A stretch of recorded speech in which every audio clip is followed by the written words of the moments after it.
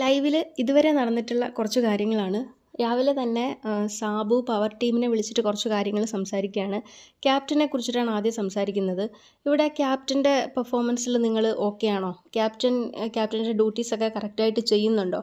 അപ്പോൾ ഇവർ പവർ ടീമിലുള്ള ആൾക്കാർ പറയുകയാണ്, അത് ക്യാപ്റ്റനെ നമ്മളങ്ങനെ നോക്കേണ്ട ആവശ്യമില്ല. അപ്പോൾ ക്യാപ്റ്റനെ നിങ്ങൾ ശ്രദ്ധിക്കേണ്ട കാര്യമില്ല. അത് പവർ ടീമിൻ്റെ അധികാരത്തിൽ വരുന്നതല്ല. അല്ല, നമ്മൾ ക്യാപ്റ്റനെ ശ്രദ്ധിക്കാം, പക്ഷേ അത് മീഡിയേറ്ററായിട്ടാണ് ക്യാപ്റ്റൻ പ്രവർത്തിക്കുന്നത്. അപ്പോൾ ക്യാപ്റ്റനെ നിങ്ങൾ മോണിറ്റർ ചെയ്യുന്നുണ്ടോ? ഉണ്ട്. അപ്പോൾ ക്യാപ്റ്റൻ്റെ പ്രവൃത്തിയിൽ നിങ്ങൾ ഓക്കെയാണ്? ഞങ്ങൾ ഓക്കെയാണ്, ഇതുവരെ ഉള്ളതിലെല്ലാം കറക്റ്റായിട്ട് ക്യാപ്റ്റൻ ചെയ്യുന്നുണ്ട്.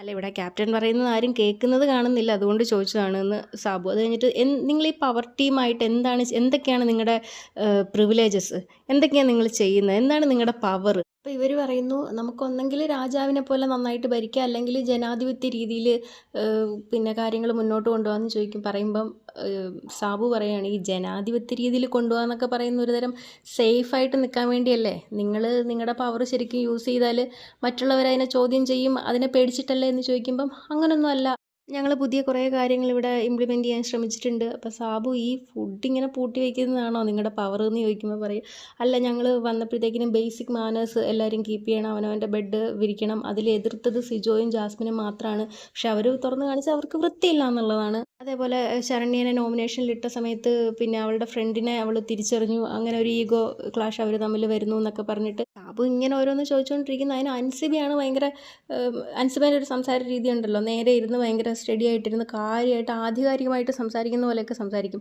മറ്റുള്ളവരോട്ടുള്ള പകയാണ് ഈ പറഞ്ഞു തീർക്കുന്നത് മൊത്തം, ഒരുതരം വൈരാഗ്യം ബുദ്ധി വെച്ചിട്ട് പെരുമാറുന്ന പോലെ. ജാസ്മിൻ്റെ അടുത്തുള്ള വൈരാഗ്യം കൂടി ഇന്നലെ രാത്രിയിൽ ജാസ്മിൻ ഉണ്ടാക്കിയിട്ടുള്ള സോയാ കറിയിൽ മുളക് പൊടി വാരിയിട്ടു. എന്നിട്ട് വന്നിരുന്നിട്ട് ക്വാളിറ്റി, മാനേഴ്സ്, കൾച്ചർ എന്നൊക്കെ പറയും.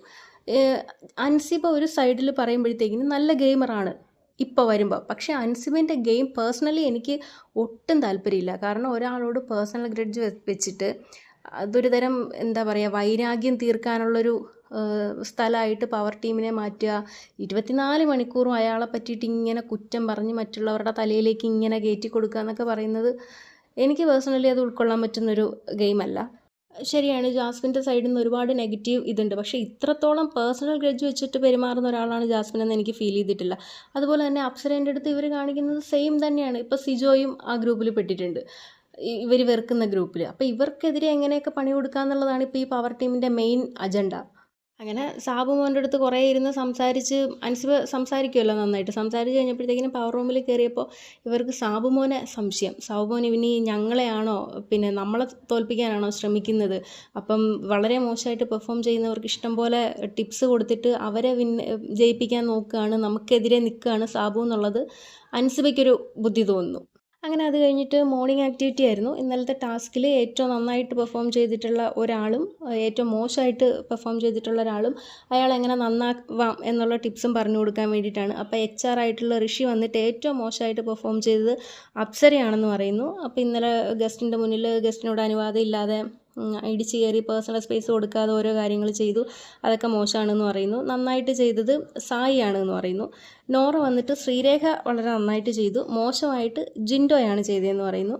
അഭിഷേക് വന്നിട്ട് ശ്രീരേഖ നന്നായിട്ട് ചെയ്തു, അപ്സര വളരെ മോശമായിട്ട് ചെയ്തു എന്ന്. അൻസിബ ശ്രീതു നന്നായിട്ട് ചെയ്തു, മോശമായിട്ട് ജാസ്മിൻ. അങ്ങനെയാണല്ലോ, ജാസ്മിനല്ലേ അവിടെ വരുള്ളൂ. മോശമായിട്ട് ജാസ്മിൻ ചെയ്തു എന്ന് പറയുന്നു. പിന്നെ അപ്പോഴാണ് പറയുന്നത് കൾച്ചർ ഇല്ല, മാനേഴ്സ് ഇല്ല എന്നൊക്കെ പറഞ്ഞിട്ട്. റസ്മിൻ, അർജുൻ വളരെ നന്നായിട്ട് ചെയ്തു, സിജോ വളരെ മോശമായിട്ട് ചെയ്തു. റസ്മിനും സിജോയും തമ്മിലൊരു പ്രശ്നമുണ്ട്, അതുകൊണ്ട് സിജോ മോശമായിട്ട് ചെയ്തു എന്ന് പറയുന്നു. അപ്പോൾ സാബുവിൻ്റെ അടുത്ത് ഇതിൽ ആരാണെന്ന് നന്നായിട്ട് ചെയ്തതെന്ന് ചോദിക്കുമ്പോൾ സാബു പറയുന്നത് സെക്യൂരിറ്റി നന്നായിട്ട് ചെയ്തു, പിന്നെ എൻ്റർടൈൻമെൻറ്റ് ടീമും നന്നായിട്ട് ചെയ്തു എന്ന് പറയുന്നു. അത് കഴിഞ്ഞതിന് ശേഷം അവിടെ നടന്നൊരു കാര്യം, കഴിഞ്ഞ ദിവസം ജിൻഡോയ്ക്കും നോറയ്ക്കും കൂടെ കൈകെട്ടിയിട്ട് കൊടുക്കുന്നൊരു ടാസ്ക് കൊടുത്തല്ലോ. അപ്പോൾ അതെന്തുകൊണ്ട് ഫണ്ണാക്കിയില്ല എന്ന് ലാലേട്ടൻ ചോദിച്ചപ്പോൾ നോറ വീട്ടിൽ അനിയത്തിക്ക് ഹാർട്ടിന് പ്രോബ്ലം, അച്ഛൻ സിഗരറ്റ് വലിക്കുന്നത് കൊണ്ട് എനിക്ക് ഭയങ്കര പ്രശ്നമാണ്, ആ ഏരിയയിലേക്ക് പോകാനെന്നൊക്കെ പറഞ്ഞിരുന്നല്ലോ. മോർണിംഗ് ആക്ടിവിറ്റി കഴിഞ്ഞതിന് ശേഷം നോക്കുമ്പോൾ നോറയുണ്ട് ഈ സ്മോക്ക് ചെയ്യുന്ന സ്ഥലത്ത് പോയി നിന്ന് സാബുവിൻ്റെ അടുത്ത് സംസാരിക്കുന്നു.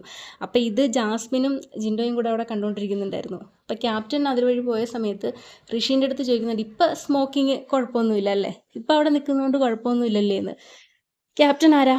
ഋഷിയല്ലേ. എങ്ങനെയൊക്കെ സംസാരിക്കണമെന്ന് അൻസിബ ക്ലാസ് എടുത്ത് അന്ന് കൊടുക്കാത്തത് കൊണ്ട് ഇപ്പോൾ അവൾ എത്ര സെക്കൻഡ് സംസാരിച്ചു, ഒന്ന് അവിടം വരെ പോയി നിന്നിട്ടല്ലേ ഉള്ളൂ, അതിന് പ്രശ്നമൊന്നുമില്ല എന്ന് പറഞ്ഞുകൊണ്ട് ക്യാപ്റ്റൻ ആ വഴിക്ക് അങ്ങ് പോയി.